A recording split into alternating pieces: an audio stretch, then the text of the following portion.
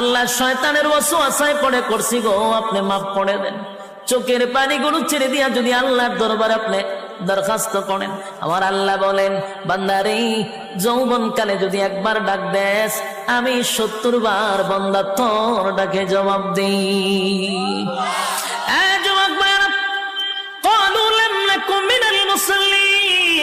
যারা দুনিয়ার জমিনে মুসল্লি ছিল না তারাই তো জাহান্নামী, এক নম্বরে জাহান্নামে যাওয়ার কারণ।